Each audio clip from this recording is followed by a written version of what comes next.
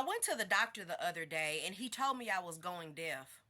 That news was hard for me to hear. Hey y'all, I am in another edition of Movie Review. So today, me and my son, we left today. It's Tuesday, it's discount day at the movies. We saw If. If stands for Imaginary Friend, and the main character is B and her dad and the imaginary friends. So I just have three takeaways from the movie. Yet first I need you to like this video and subscribe to my YouTube channel so that you can hear this full review. It is a movie that is definitely family friendly. You should take your family to go and see it. So one takeaway is stay in touch with your inner child. Number two, B, a 12-year-old forgets that she's a kid.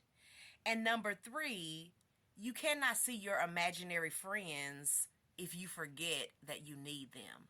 So let's go into this movie review. I really loved it. Once again, the main character in the film is B, and her dad is ill.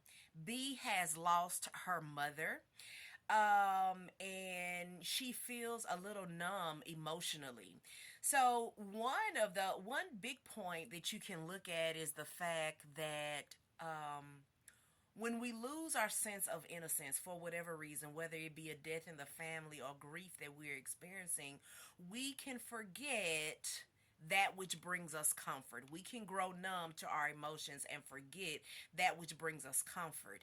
In the movie, if our imaginary friends are those entities which bring us comfort. Okay, so once again, her mother has passed away. Her dad is ill, so she's going through trials and tribulations.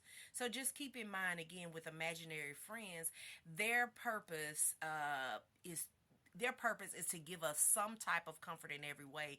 And the movie reveals the idea that actually every person has an imaginary friend. They just don't remember them, or they don't need them. And many times people use this as a coping mechanism to cope with trials and tribulations. They grow numb to their feelings. They forget that they need comfort, and so they forget their imaginary friends. It also carries the idea that each one of us carries an inner child. Absolutely.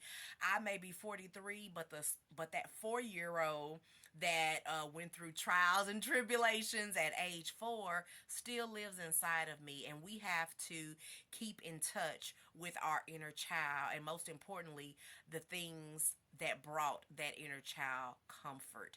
Many of our anxiety or nuisances that we deal with, even disorders, mental health issues, they come from childhood experiences, embedded childhood experiences. And when we were young, we used these imaginary friends to fulfill significant purposes in our lives. Okay?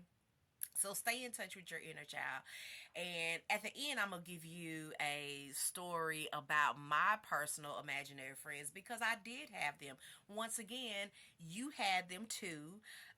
If you are not a child anymore, you just may have forgotten, but they're there, and they were there to give you the comfort that you needed. And if we tap back into it, they'll be able to comfort us even today.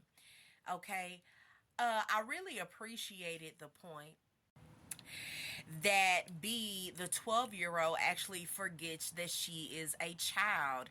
She wants to lose touch with her innocence. So when her dad calls her a kid, she keeps saying, I'm not a kid, and everywhere where she is reminded that she is still young and that she still has innocence, she wants to let that part of her go because of everything that she is going through. The dad is very symbolic in the film because as an adult, he has not lost his inner child. And it is revealed at the end of the film when he bumps over the imaginary friend. I think he calls him Steven, but it just lets you know that the dad has not lost his inner child. He has he understands that he needs his imaginary friend, or that he needs comfort. So sometimes we can be in denial once again about our feelings, our true feelings, and be in denial that we actually need comfort, or IF, our imaginary friend. Okay. And then the third takeaway that I took from the film is that you can't see your imaginary friend if you forget them.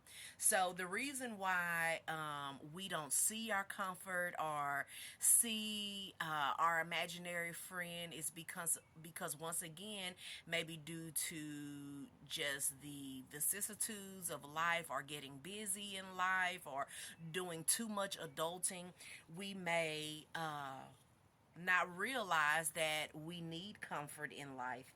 And when we don't realize that we need comfort in life, guess what? We won't be comforted. So I love the break of release at the end of the movie, where you see the adults getting back in touch with their inner child, and they're embracing that inner child and embracing that comfort. One thing that children are is they're needy. They are not independent, they are dependent, and so they understand that they need comfort, that they need help in times of trouble. And so it was beautiful. You had the lady, she came out of the office, she probably was coming from work or something, and tears are rolling down her eyes, and she can see her imaginary friend, her source of comfort, and she runs up to him, the big pink teddy bear, and she hugs him and everything. So it was beautiful and had some beautiful underlying messages.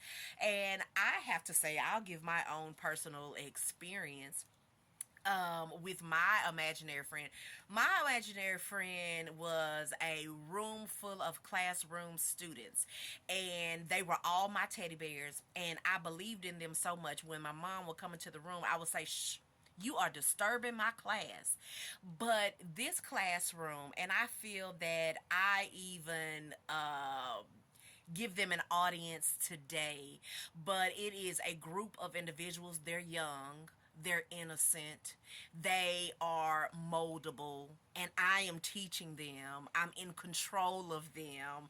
I am making every effort to bring out the best in them. I'm giving them messages. And that gives to the idea that even in this movie, there was a bit of self actualization, because it just so happened I ended up with 6 kids. So I don't necessarily need my imaginary friends anymore, even though I still have them because I'm still that inner child. But I have a group that totally admires me and loves me and cherishes me. And these were my imaginary friends when I was 4 years old. And I would get up in the morning, and I loved getting on the chalkboard and talking to them, and they listened to me. So I loved that. And it was my happy place. It was my source of peace. It was my source of inspiration. I felt powerful. I felt at one. So these are the things that your if will do for you if you can just tap back in and remember. The movie even caused me to remember, and I just had this flashback. I said, because I was thinking to myself, I don't know if I've ever had an imaginary friend. But as I watched the movie towards the end, I remembered that classroom of teddy bears that were so real to me, that gave me such a big audience. And even to this day, I love associating and being with people. But as far as an audience, I really have my own audience in life, and I still just give them so much attention, and it helps me to feel self fulfilling, or great self esteem, because I just don't need a mechanical audience, because I feel that I am surrounded, you know, with an audience that loves me. So it's beautiful. And I love, again, the analogies that were given in the film. Hey, take your loved one today and go see the movie If. And again, that stands for Imaginary Friend. And the main character is B and her dad and the imaginary friends. As always, peace and love. Like this video and subscribe to my YouTube channel.